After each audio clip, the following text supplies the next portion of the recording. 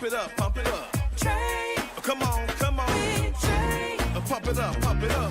It's the day with This is the day to gain inspiration, to make a positive change in the nation. We're inviting you to partake in conversation, to raise your vibration. It's the day that we will all celebrate all of our peeps that make this thing elevate. Watch the negative fade away, cause it's the day with Trae.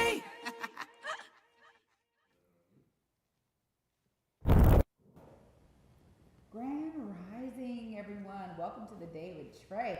I'm your host, Trae Holiday. Really excited for my guest in the building today. We've got Jennifer Winslow in the building, y'all. We're going to be talking about the King County Crisis Care Centers. Now, y'all know I'm about to geek out today, so I'm so glad you're joining me. But, you know, this is also the top of the show. So you're joining me in sharing the show with others who you feel could benefit from this daily dose of dopeness we work to give you here on the Day with Trae.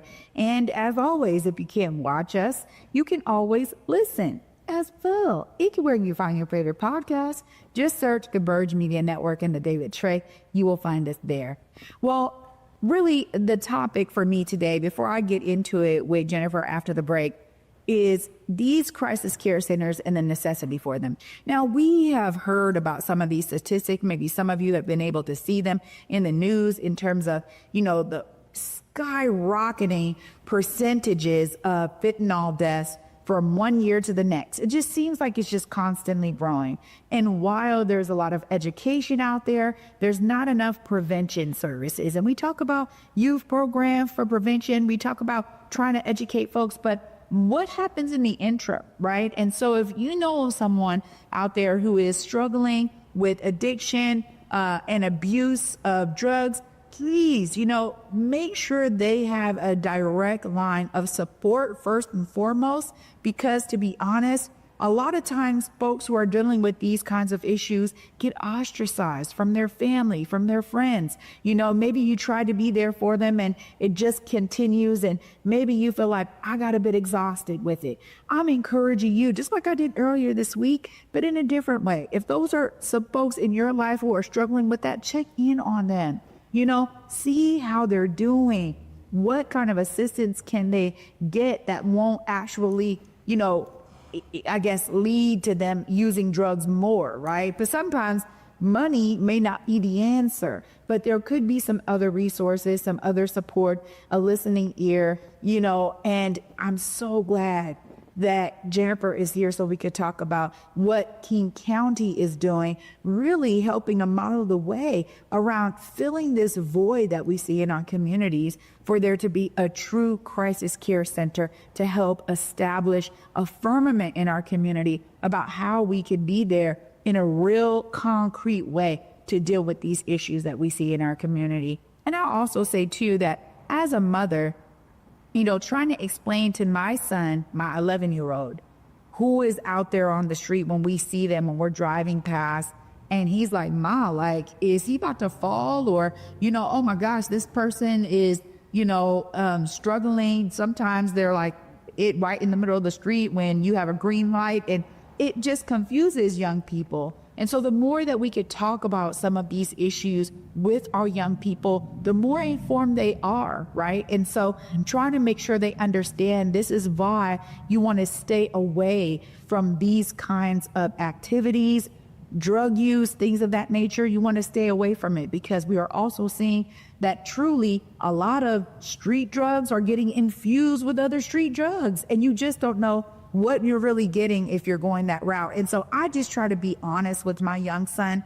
I know sometimes it's a difficult conversation to have, but not only am I encouraging you to check in on those who may need your support in your life, but make sure that we're having these kinds of conversations with the young people in our lives as well. They deserve to understand the society we are living in, not trying to, you know, bash their innocence or anything, but when those questions come up, find some really great ways of discussing this with young people in your lives. So them being a bit confused or, you know, sometimes even intrigued by this, like what is going on here, we can explain it in a way that allows them to walk away with more information so they can understand some of the dangers or pitfalls that some folks find themselves in. And there's a wide variety of reasons why people may find themselves in this kind of condition. So I'm also encouraging us to move with grace. All right, y'all, let's move with grace. Well, after this short break, Jennifer Winslow is here to tell us a bit more about these King County Crisis Care Centers. Y'all, you definitely do not want to miss this. Stay tuned. You're watching Today with Trae.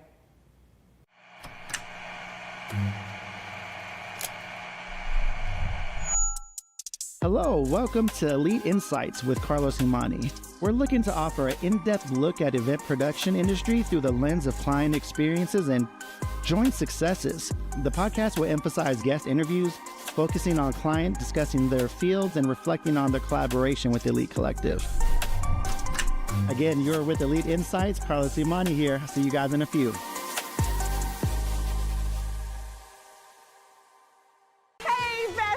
What is a bestie? I like you. She's fun. It's about to be a good time. She's always looking out for you. Since you're my bestie, I will handle it for you. She makes you think. Here to uplift and empower. She's always encouraging. You are that girl. Chelsea Edwards, your bestie in daytime. Like it's a spiritual moment. Chatting with Chelsea. New episodes weekdays at 5:30 or stream anytime on Fox Soul.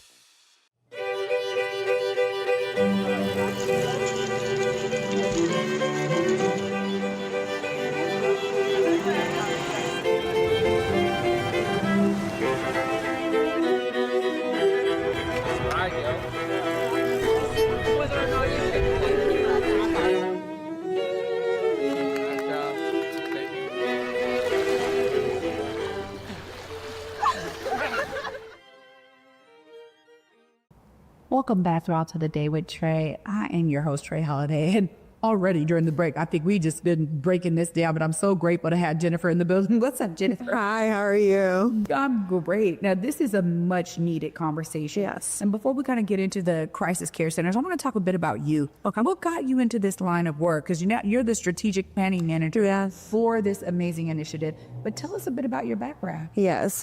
So as mentioned, I'm Jennifer Winslow, and I'm a licensed mental health clinician here in the state of Washington. But I'm also a licensed professional counselor in the state of Missouri because I'm from St. Louis, born and raised. Came out here for work and for other opportunities, but what really drew me into this work was my mother. My mother was a social worker, and so I grew up in a family that it was okay to talk about mental health. And I know for some that is not always the case, especially in our community. So I was very, very fortunate to have someone in my family that was like, let's talk about this. How are you doing? And unfortunately, my mother passed away when I was 21, and so I continue to do this work in order to honor her legacy. Wow. You know, I love this because every time I ask that question, I'm so amazed by the draw to something. And it just, for me, it just showcases how there's this divine design and we're all living in our purpose. Like we have something to do here. And so I love hearing that. But, you know, during the break, we were talking about this work really needs, you got to lead with compassion. Absolutely. I was talking about grace there. Tell us a bit about how you really formalize that in your role. You know what, as I was listening to your introduction, the one word that kept coming to my mind was stigma, and how important it is to reduce that stigma around mental health, around substance use, and just thinking about even people in my own family, people probably in your family, loved ones, friends, families who are probably going through something, and just how uncomfortable they are if they're going to feel shamed, judged, ridiculed because they're going through something. And so what do? We stuff it down. We don't talk about it. And so for me, I try to do this work in such a way that I can help to reduce that stigma so people know that it's okay not to be okay, but it's also important to reach out and get help when you need it. Well, I really appreciate how we were just bonding over like both of us having surgery, and That's how? you know, you're in the hospital and you're getting all of the drugs, and you know, so that you don't feel this pain, and then you get sick home with drugs, and it's like so that you can manage the BP, and that slippery slope. It is. Now I'm out of the prescription. They're not going to fulfill my prescription. what else can I do? So like there is this kind of slippery slope, and our systems, unfortunately, are not necessarily set up for us to understand how to deal with those transitions, right? Absolutely. You know, I think one of the really great things about where we're at now with society is we're finally starting to look at mental health and substance use in the same way that we look at physical health. Because we know you go to the doctor, you break your arm, you can get a prescription, you can get your arm fixed, and you go about your way. But it's not that easy to recognize depression. It's not that easy to recognize other mental health challenges. And so by recognizing that mental health affects us in the same way that physical health is, we're now having that conversation around why mental health matters. Wow, I love that the mental health piece is a part of this, because I don't think that you should have ever really separated. I mean, really, it's like this holistic approach. And when we think about real care, Absolutely. you know, we have to come at it with a holistic vision. So tell us a bit more about what the King County Crisis Care Centers is aiming to do. That is a beautiful segue to talk about whole person care. And so crisis care centers, I know that this is a hot topic. People want to know, what is this thing? It's popping up in the community. We're hearing people say, yeah, we want this. We're hearing people say, what is this? There's this unknown. And so about 2 years ago, King County passed a ballot measure ordinance for a levy. And this levy essentially would do 3 things. It would build a network of crisis care centers. It would also provide funding to bring back mental health residential beds. And then it would also invest in the workforce. And so when we talk about a crisis care center, we are doing something that is first in the nation. These models exist. You may have a crisis care center in a one-off in a state, but we are creating a network. And the beautiful thing about that is you will be able to receive services anywhere in King County. So I live in the South End, I live in Kent. There will be a crisis care center in the South, but that doesn't mean that I'm limited to only the South, because I could be up north and I could be in crisis. You think I'm about to drive all the way down south to do that? Absolutely not. So we are building something different. We are building this network of centers, which is going to be absolutely beautiful, right? And so what a crisis care center is essentially a place where you can go and receive services for mental health services or substance use services. So there's actually going to be 3 components. So there's a behavioral health urgent care component. So just think about urgent care right now. You go in, you sprain your ankle, something like that. So this is very similar. Maybe I'm having a bad day. Maybe I don't know what I need, but I know I need something and I'm just like not feeling the best. I can go and I can be met in that behavioral health urgent care component. Let's say I may need a little more support. Maybe I'm having symptoms of schizophrenia or something where I am not safe to myself. There is a 23-hour observation unit in which you will be able to receive comfort and care for 23 hours, up to 23 hours and 59 minutes. Don't ask me about that number. It's state rule, so we'll just leave it at that. But then let's say, all right, I don't need as intensive care, but I still need a little more services. Then there's the 14-day stabilization period in which there will be beds, up to 16 beds that folks can go and they can stay there. And so there's kind of this continuum of services. But what we have found through research is that about 80% of people who actually attend a crisis care center will get their needs met in that behavioral health urgent care component.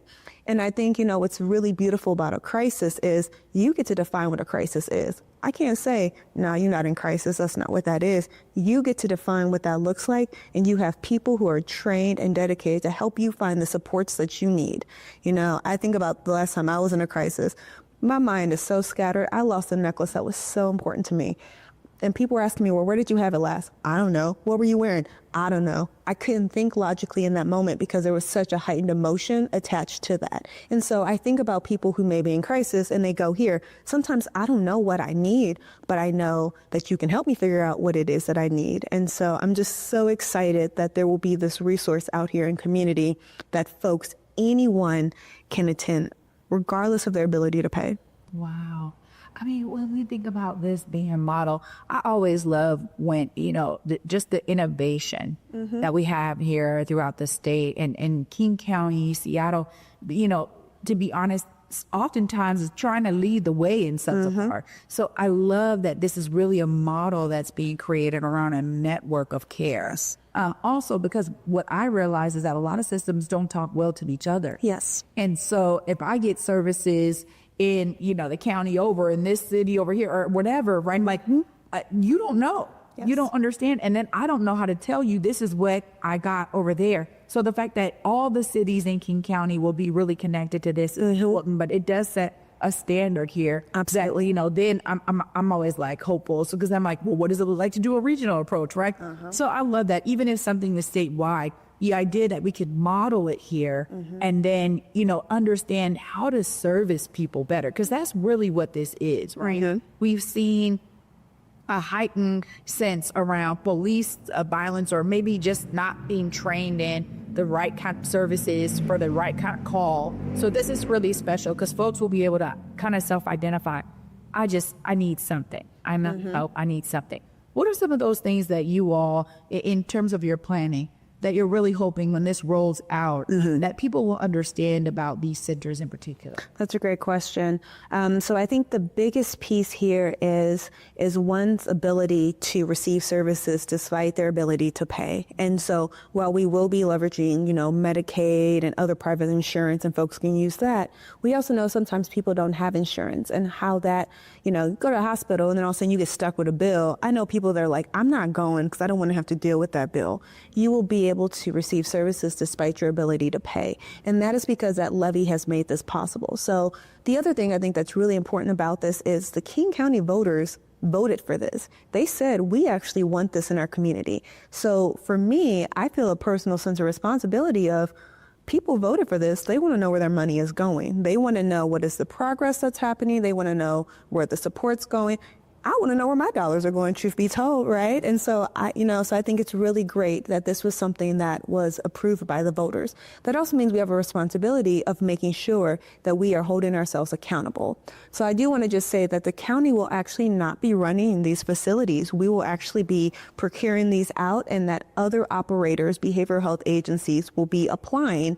And then through a competitive procurement process, we will select those operators. So we're currently in the process of selecting 2 operators right now. We've already selected our first one, which is Connections Health Solution. They're located in Kirkland. So this is our official first center within the North Crisis Response Zone. We'll be looking to identify 2 more here actually this summer. So we're kind of going through that process.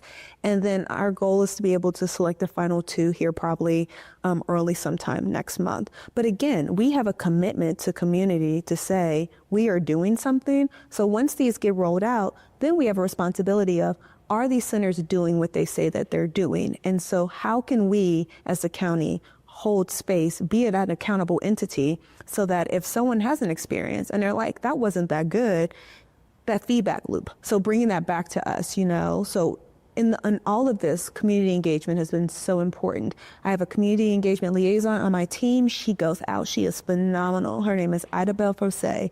And so if folks want to know more, if they want to have a meeting with her, she is happy to set that up. But because we really recognize the importance of community and centering community voice, because here's the thing, this is a large investment, but you can have these buildings, but if you don't have people inside those buildings, what's the purpose of having that building, right? And so we want to make sure that community is aware, especially those that historically have not had a seat at the table, that have not been able to give voice and say this is what they want or what they don't want.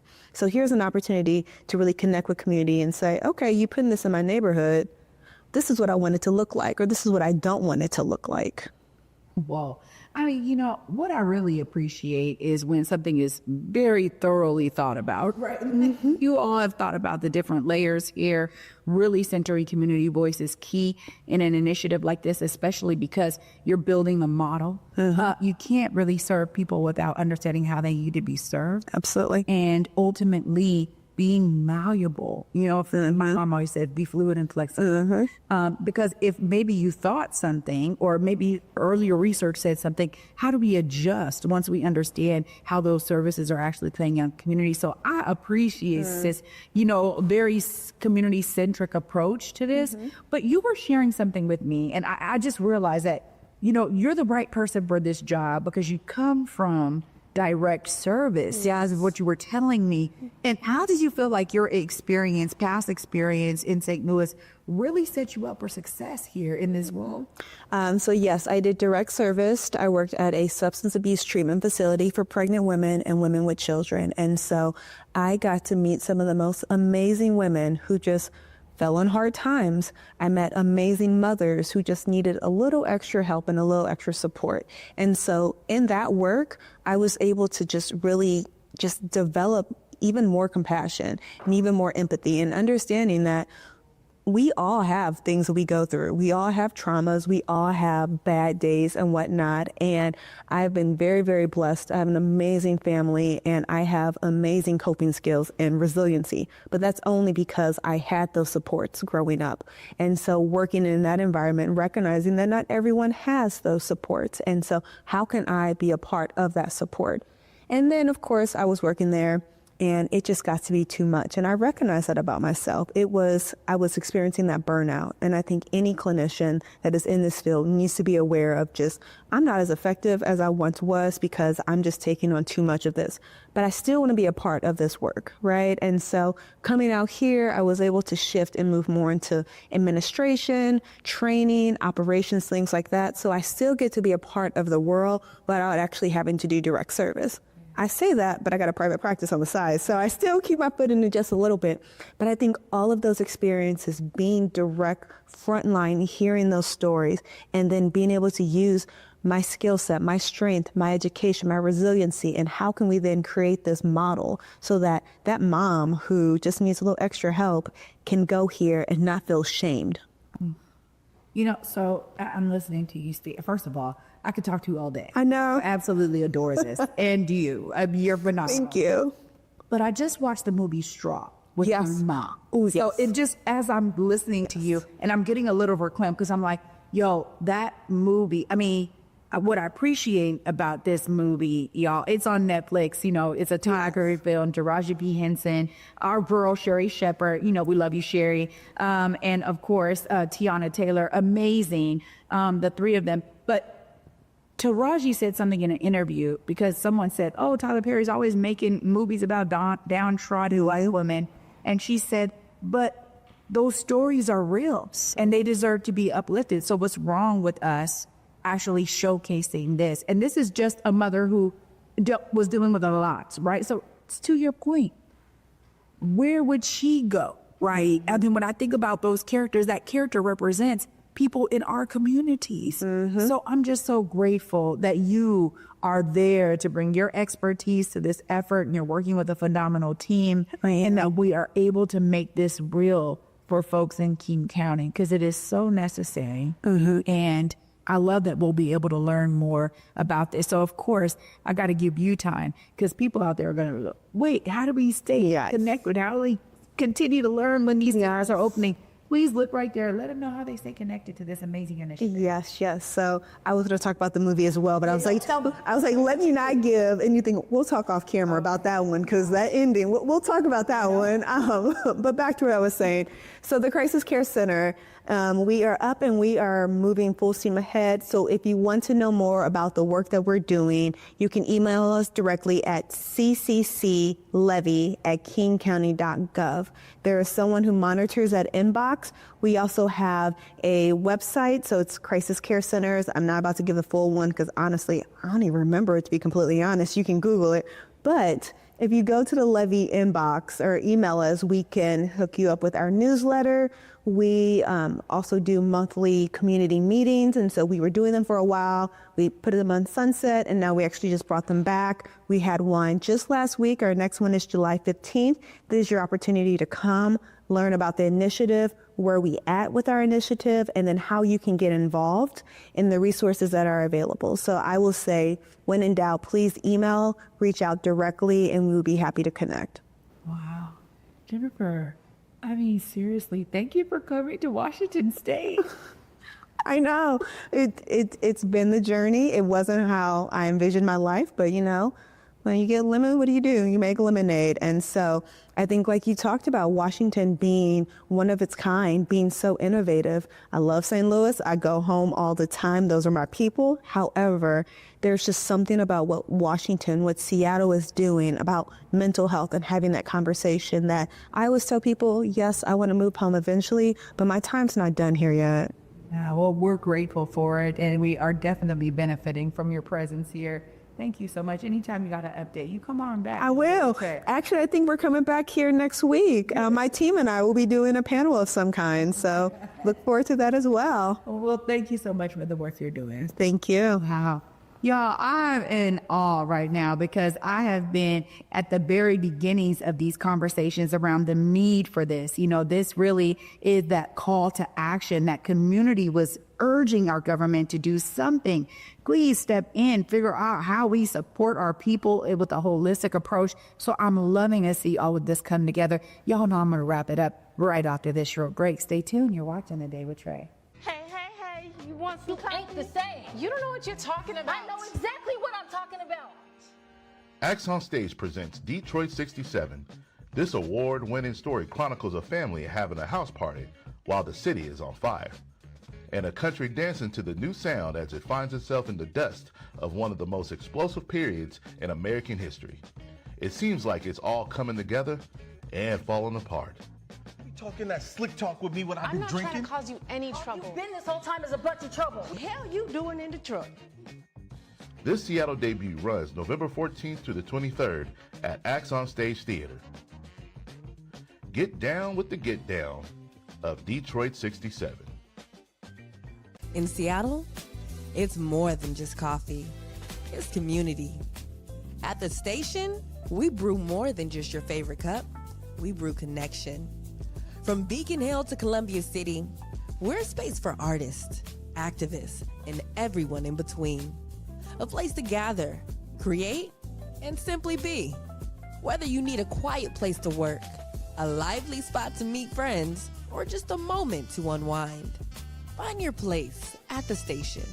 More than coffee, it's home. Visit us in Beacon Hill or Columbia City. The station, where community happens.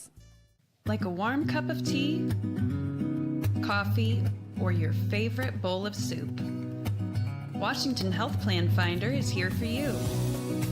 Whether you're exploring your options or need help finding a health insurance plan that meets your needs, you can count on us. Visit wahealthplanfinder.org today. Open enrollment begins November 1st and ends January 15th, 2026. Welcome back, y'all, to The Day with Trae. I'm your host, Trae Holiday. Y'all, I gotta say, I love it when I get to sit here and just get completely inspired. And that is what Jennifer did for me today. Huge shout out to my guest, Jennifer Winslow, for joining me today, giving us some real insight into these King County crisis care centers. For some of you who may have been following, all the way back from the morning update show when we were covering all of the needs and resources in our community, this was a huge call. That community was saying, we need something. It's not the hospital. It's not the jail. It's not the prison. Where can we bring our people? And I'm so grateful that King County voters said, you know what, we do need to pour money into this effort to make these crisis care centers real in our county. And without a full-fledged model of how to do this, they are finding out how to do it. And I'm so grateful that Jennifer and her phenomenal expertise and perspective is there as a part of this great team. Shout out to all of y'all who are looking out for your loved ones. And let's remember that crisis has many different forms, right? And I'm appreciative of those who understand it could be anybody in crisis. You don't know who you're on the bus with, who you're, at the bank with, who you may be, getting services from, that waiter or waitress, or, you just don't know who is struggling. And the fact that we finally had an answer to begin to provide holistic care to people in need is beyond necessary. And I'm just grateful that we live in a place where they are saying, you got to figure this out. You got to figure this out now. And I'm so grateful to Jennifer for shedding some light on all of this. I want y'all to be inspired too, because inspiration, as I'm always saying, it can really be the antithesis to apathy. When we're apathetic, we don't feel like doing nothing about nothing. When we are inspired, it sparks something in us to figure out, how do we contribute to this amazing ecosystem here, not only in our state, but in our region, in our country, in our world? How are you contributing? I encourage you to find your way to be inspired so your contributions can benefit not only yourself or your family, but others around you. Thanks so much for watching, y'all. I'll be wrapping up the week with you tomorrow. And until then, at a living in you, y'all, peace.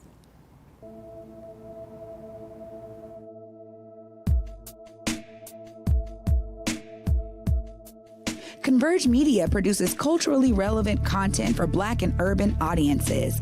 Our coverage is raw, transparent, and objective, praised by community leaders, government officials, and residents. Support Converge Media today via Venmo, Cash App, or PayPal at Converge Media.